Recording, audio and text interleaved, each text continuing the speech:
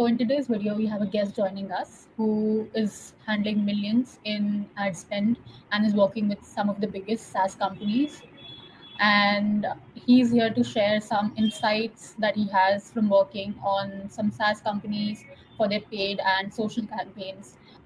And he has been working for 4 to 5 years and has a lot of experience. He also happens to be a really good friend of mine. We work together, and I know he has some really insightful things to share with us. So, in this video, we're just covering the basics, the questions that everybody has. And we'll have a next video where we'll be talking about channel specific questions. Any of your questions were not covered in the video, please drop it in the comments and let's get started.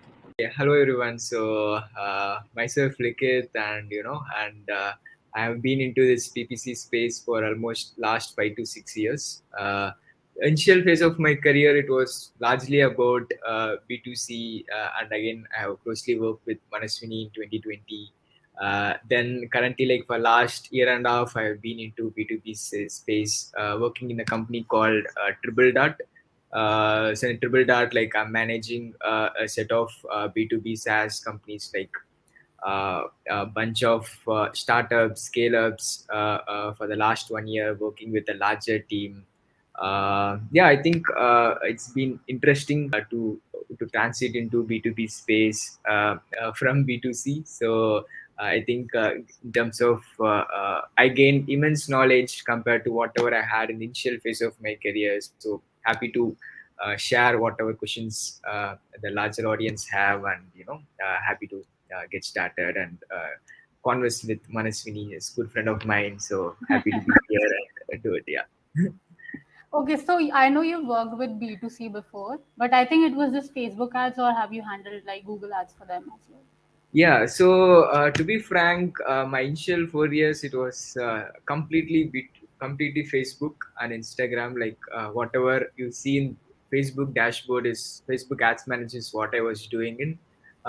Hardly like maybe like some 10% of the budget has gone into Google search, but it was just what I know is just how to do some keyword research, put it in the campaign, get one landing page, then forget about it, then see the campaign after 3 days or 1 week, see what leads we are getting, then again work on the landing page to optimize for it.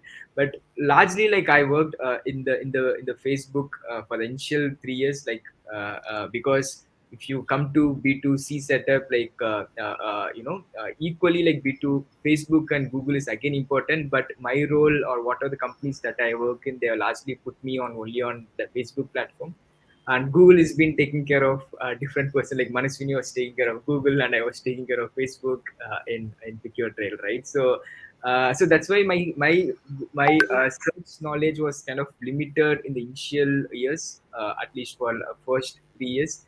Then once I got an opportunity to handle a entire marketing for a function for brands that I'm managing in Triple Dot for last 2 years, like I've been like I mean I've improved quite a lot. Now I'm like super confident in Google Ads than what I'm doing paid social. So yeah, so yeah, that was my background on the tools. Yeah.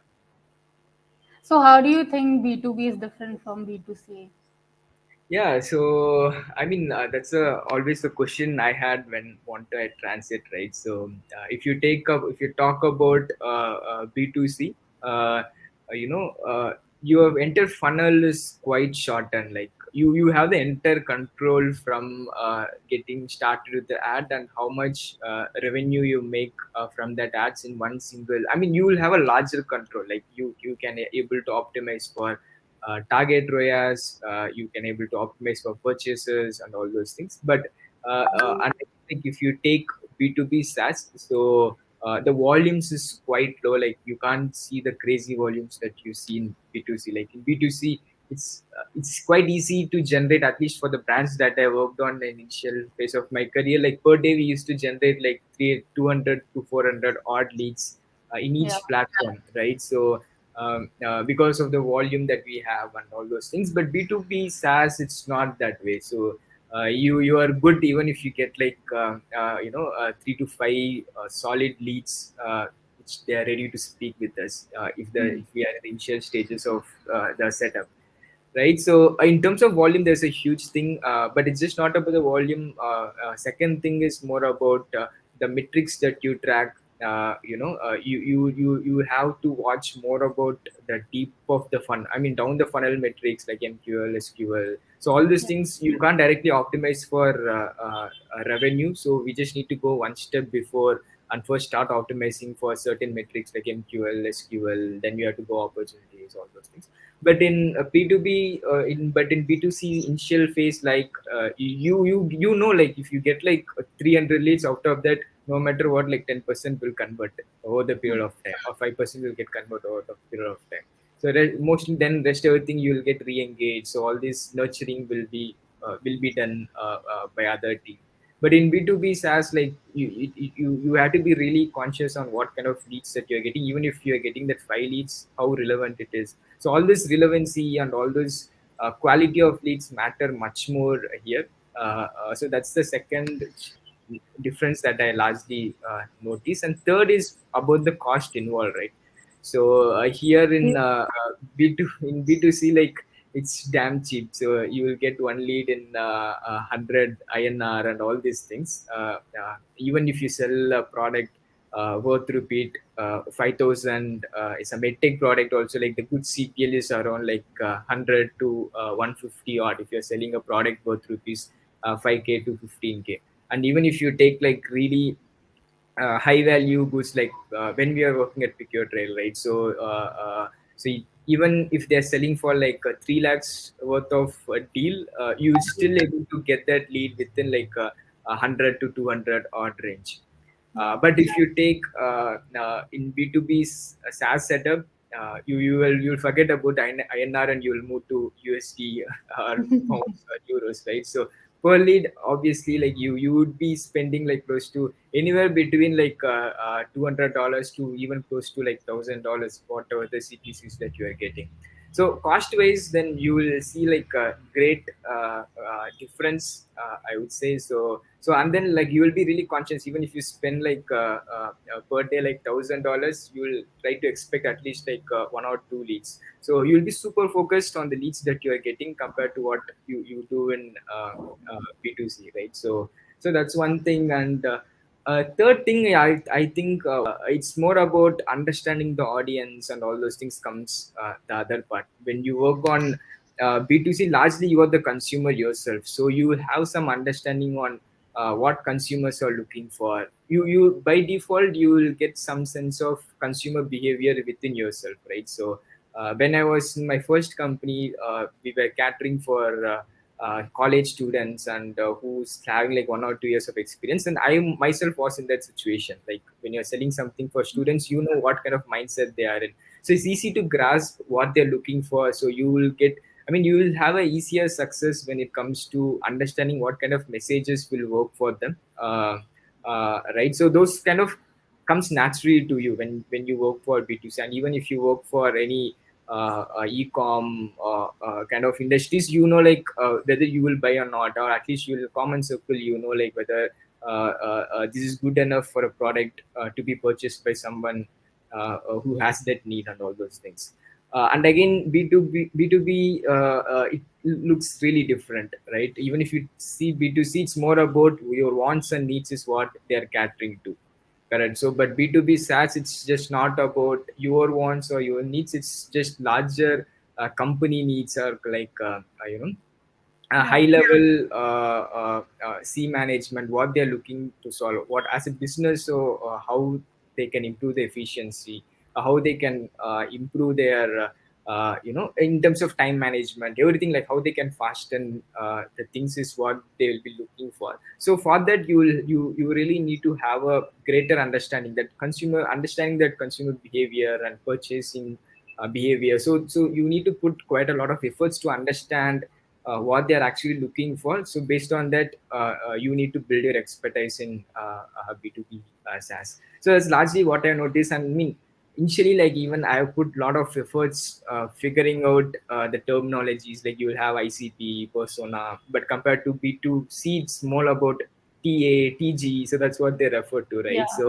Yeah. So here it's completely different. So in TATG itself, you go as segmented as possible. If you take an ICP, like they'll be clearly telling my ICP is someone who is a CFO with like 20, 30 years of experience, who's managing, like it's super narrowed, right? So when it's super narrowed, then so again there'll be like a couple of challenges. So your volumes will be low, right? So when your volumes is low, then again your impressions, everything, you will get restricted space, and highly competitive space is where you end up. So yeah, all these differences is what I've been looking in after I transit to B2C. Yeah, Yeah, yeah, I but mean, even when I started working on SaaS, I realized it's easier to run ads for SaaS because there's not much you can do.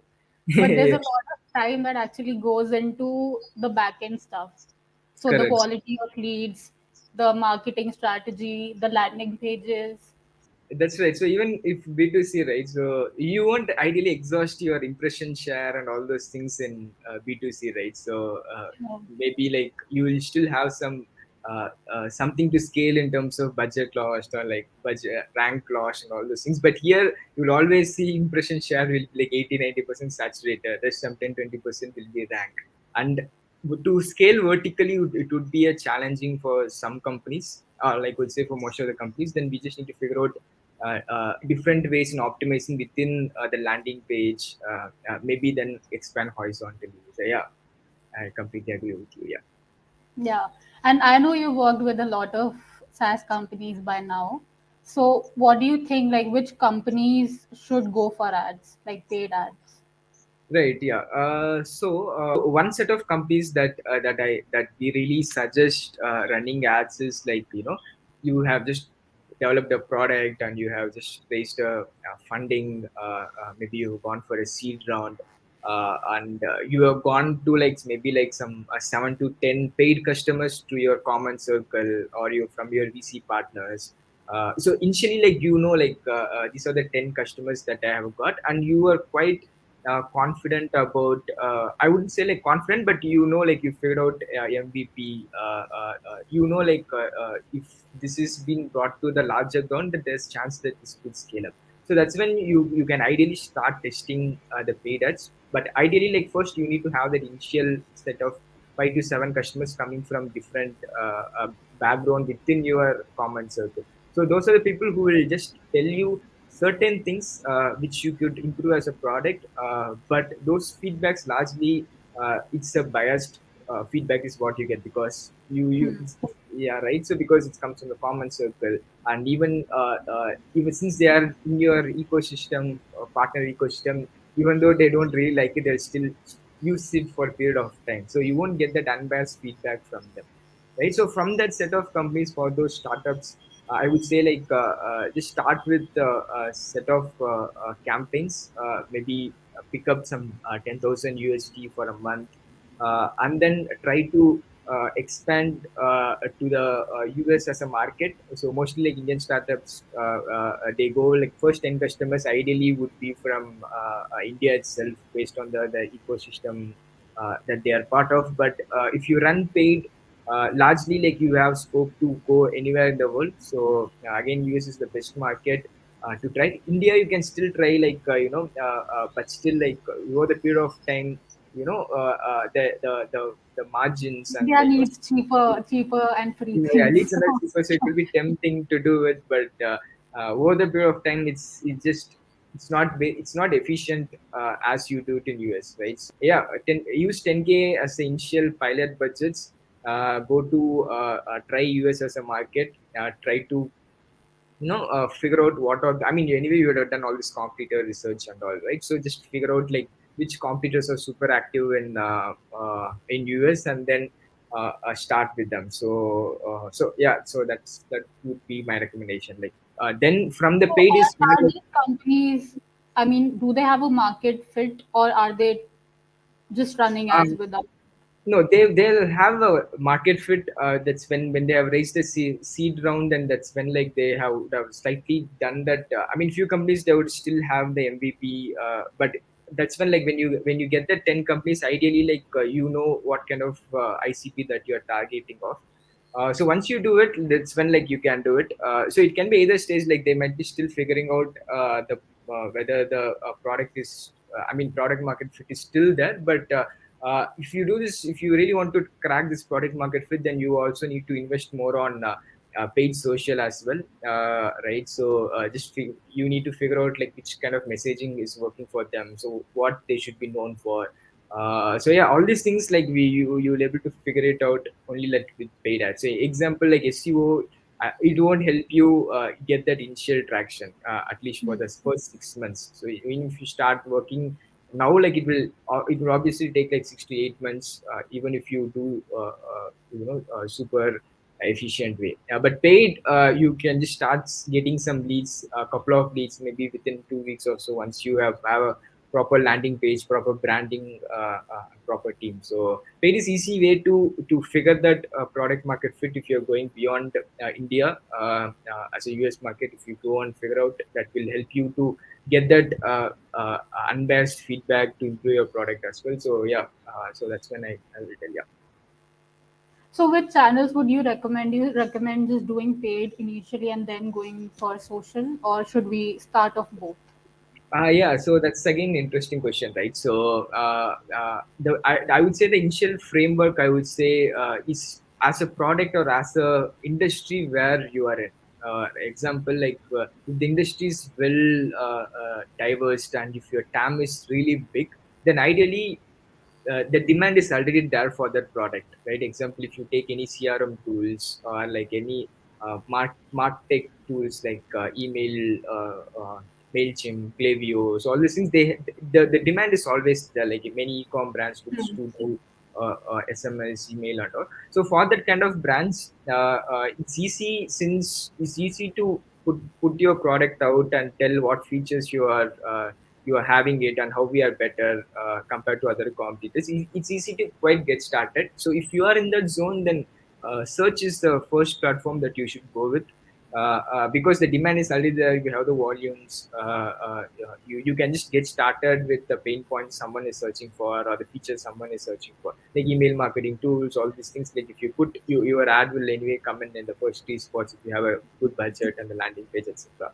Right. So search is the first platform if you are in that space. If the demand is already there, then go with the search. And then like maybe like 60-70%, maybe initially you can try to put it on search, then there's 30% you can experiment on the social. So social, I would say, like you have to do more of a retargeting and all those things, is where like you can initially start with this with the social. But let's say example, then if you take, there are companies who still don't have a lot of demand, right? Example, you can take some companies who's super niche, right? So they don't cater to a very large audience. Their TAM might be small, but they really have a potential to be next big thing in the next decade. But they don't have a demand yet. Even if you take for their keywords, there's one tool, example considered tool, which is related to CX. The traditional companies, what they do, like if let's say some Flipkart or Amazon, so what are the reviews that they get? Like they check internally, they have a data science team to analyze like what is their NPS, how many good reviews they are getting, how many as negative reviews they are getting for each product. So you have this sophisticated team inside that. But if you take a smaller e-com brands, they might not be having this sophisticated data science teams to do all this analysis. So for that, there's few tools like who can do this NPS tracking, or like to tell where exactly something is going off, so where exactly they can improve. So all these things, tools are already there, but these Hmm. brands itself, they don't know that these tools exist, because Yeah. they don't feel like we need to figure out, we need to use those tools to know these. Like they might be just checking it by themselves, but they're not, they doesn't know that this can be done, this can be automated using a tool which we can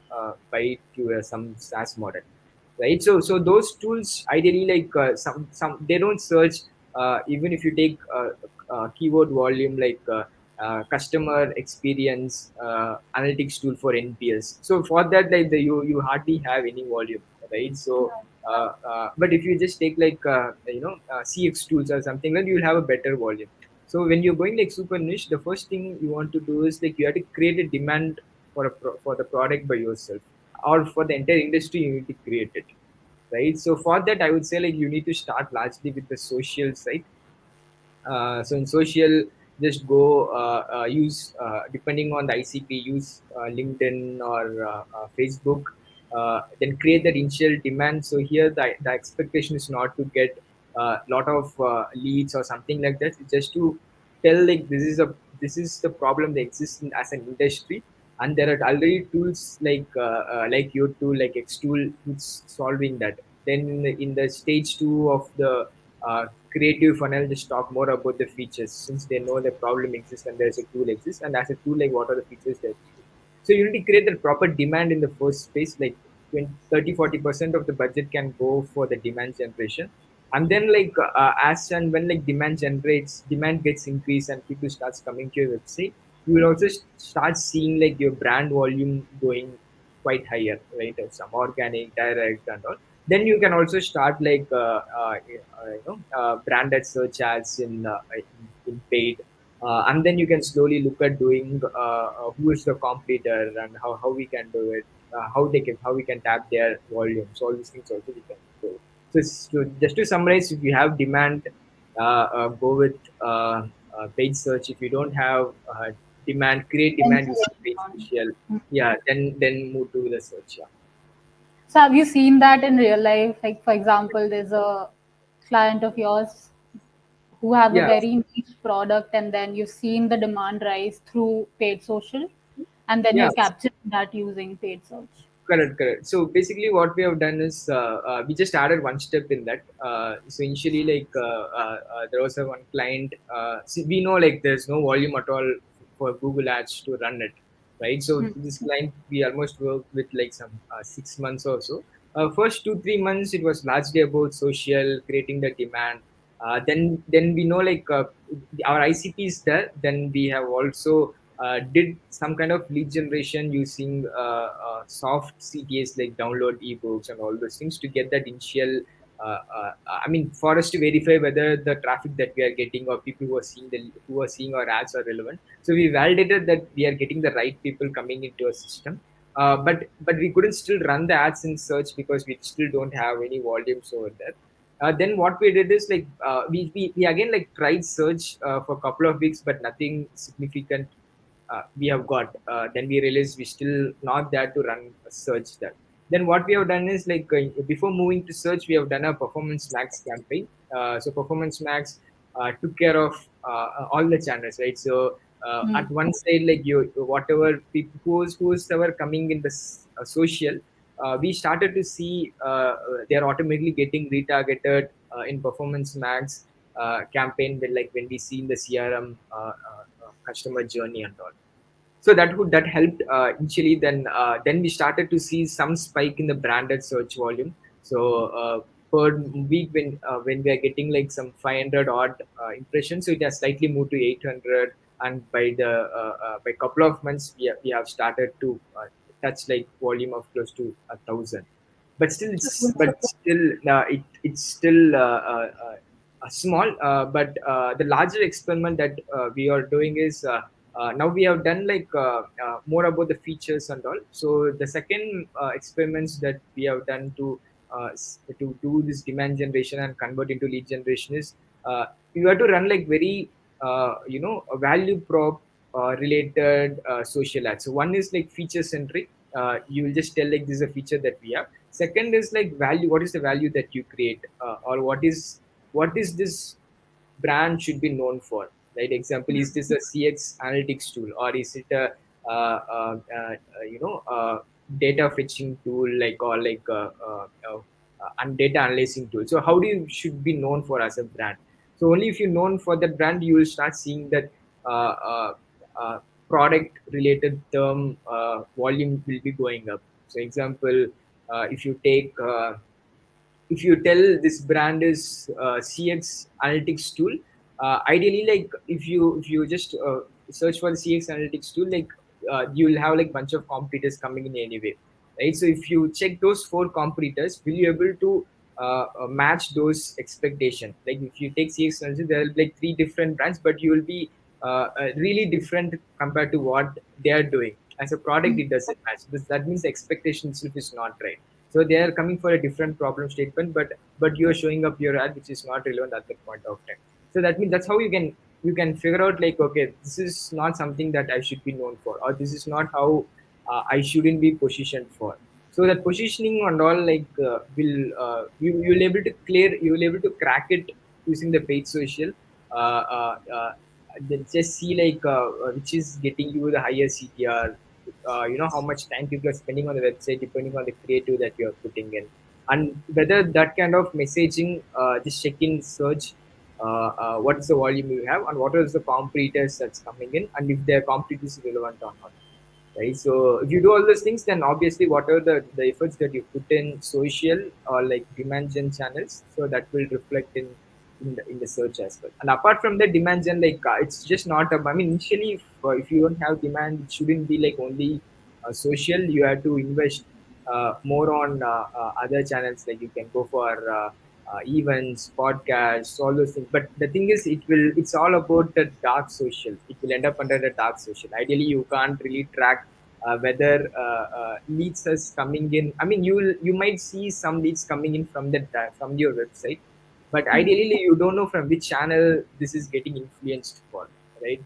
It might be social ads that you'll be running, or events, seminars, podcasts, or like one-on-one events. So you will end up in this dark space where you don't really get from where you're getting it. So yeah, that's one thing, one drawback when you are initial stage and when you don't have demand, which you have to start it, right? So but one more thing you can do is like when you are running social ads, instead of just focusing on click conversions, you have to focus more on view through conversions and all those things. So that will again help you to understand whether this is actually driving the traffic, uh, uh, uh, even if they don't click the ad at that point of time. Hmm. I think I You deviated. mentioned you mentioned PMAX, and I'm just stuck at that because I don't know if PMAX never worked for me for SaaS clients. Is it working for you? Like Yeah, I I saw think the spammy leads coming in.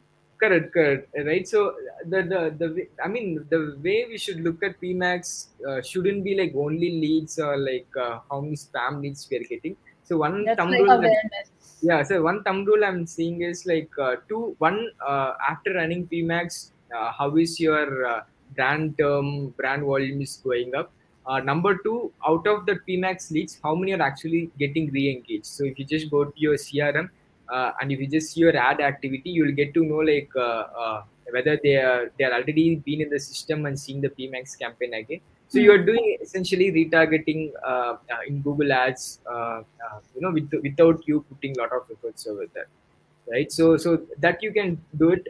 How much it's actually influencing rather than driving the leads. You have to check like how much influence it's there from the already existing leads or the new leads it's getting created. And third is like I'll take PMAX campaigns little slow. I don't. I'll just give enough time for it to perform, like at least like 2 to 3 months, since it's a B2B SaaS again. So here I will try to optimize more to instead of example, let's take search campaigns. You are good even if you optimize for leads. You know, like the intent is still there. But for performance max campaign, rather than just optimizing for the leads, we will optimize more for the down the funnel metrics like pipeline or like SQLs. And again, like we'll work more towards the conversion value. So even if you get like 10 junk leads, you will wait for that one lead which might worth like some $1,000, right? Hmm. Despite you spending some 500 in a month. Yeah, junk obviously it's there. It will be always there. But what you're optimizing has given us better results is what I would say. So just need to figure out the threshold. So what should be my threshold until I can afford this lead? So yeah. Okay, so suppose there's a startup, right? So how do you plan the pilot campaigns for them? Yeah, cool. So, if you're a startup, right? So, the first thing I would say, like, if you are already having a demand, I would ask you to just check out what kind of keywords are there for your business and what kind of CPCs you are seeing it at a projected level. So, if you just do some keyword analysis in Google Ads itself, you'll get to know what is the top bid range, all those things. You can try to get it. Then come up with a basic plan, like $10,000 is what I do suggest if you're going for brands go for US. The first thing I would suggest is to run a competitor campaign, because like competitor, they have cracked that product market fit. They have that higher they have the paying customers coming in month on month and all those things. So, and once you know, like you are who's the very close competitor for you, just try to figure out like which competitor has the highest volume and also the closest to your business. So just start a competitor campaign in that case. So I would say like spend almost like 50-60% of your budgets to the competitor campaign. Just take like top 2 or 3 if you're just going on the first month, because that will essentially won't give you a lot of irrelevant leads or like junk coming in, since you are very clear that they are the close competitor, but the kind of CPLs that you are getting will be much higher than what you're getting, what you typically hear from the other campaigns, right? So if you are getting like if your average CPL for this market is like some 300 400, for competitor you might be paying like close to 700 800. But it's still fine, since you are still in initial stages trying to uh, trying to evaluate whether your product is matched with their product. So that's still fine. But one thing that you might face challenges is like since you're a newer brand, you are kind of competing with these legendary players out there in the market. So here, like you might be seeing some close lost, all this might be happening despite getting the MQL, SQL and all, but close loss might be still happening. But that's when like you will get a validation, like what exactly these guys are looking for. Are they more focused on the feature centric, or like are they more into trust centric, or like they really want to be in safer side, since they already use this product and now they have jumped to another company and they still they want to use that product. So you'll get like better buying patterns from them if you run a competitor campaign. So from that you can evaluate it with that budget. Then that's some 20-30%, I would say, to experiment on team based or like product or feature centric keywords. Example, whatever you experiment in, whatever you're known for, what is the positioning that you're doing for.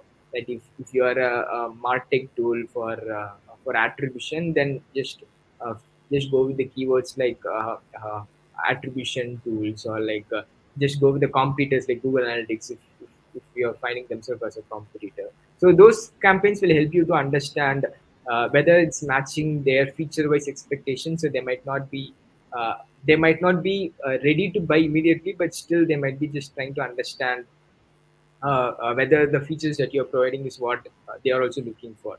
So yeah, and then brand, you ideally won't be having much of the volume, so you can just keep a tab on it. Then I would suggest to run performance max. Just get started with that, but it will help you to increase that early branding awareness, and over the period of time it will help you to scale. So yeah, so that's for the startup. That's what we are also doing for large most of the companies. Okay, and then to scale those campaigns, what kind of metrics do you look at and how do you optimize for that? Yeah, so yeah, let's say if someone has already been running ads for almost like 5 to 6 years of time, right? So we are also handling that kind of clients. So for that, it's more about how do you optimize these metrics. So they would have done largely the experiments, what kind of teams is working, what doesn't work. So here, like what we try to do is like we try to optimize as much as possible. The example, we try to cut down cost from teams keywords which is not working, right? So because they must have been experimenting for last few years, but here once once you have this data, then you have scope to optimize your spend to pipeline ratio, or CAC payback. So all these metrics you will get a control on it. Example, if their goal for Q3 is to reduce their CAC payback time from 12 months to 8 months. The first thing, for one thing is, you can increase the price of your product. The second is like just cut down your spends. over the period of time, like how does it uh, uh, uh, how does it go, uh, let's take like there are like some 30% of the keywords sitting ideally which is not converting into leads. Just figure those keywords, just eliminate it is a number one. Number two is like you can still optimize. There are some ad groups or some campaign groups where one keyword is getting a lot of budgets. I mean, it's taking up a lot of budgets, and second, third keyword, though it might have got us some conversions, it might still not be getting that higher impression share. There must be some rank cost happening, budget cost happening. So how do you optimize that? So how do you bring it into like as a separate, as a dedicated focused campaign? How do you do it? So for scale ups, it's largely about how do you tightly structure your campaign so you will have a complete visibility on what's happening and how do you optimize for it. And down the funnel is where we spend a lot of time. Example, if it's startups, we spend a lot of time in figuring out the keywords, figuring out the landing page and all those things. But in scale ups here, yeah, we do that, we still do that, but additional things that we do is like how do you increase your lead to MQL ratio, or like how do you reduce the CACs? All those things comes in from the scale ups.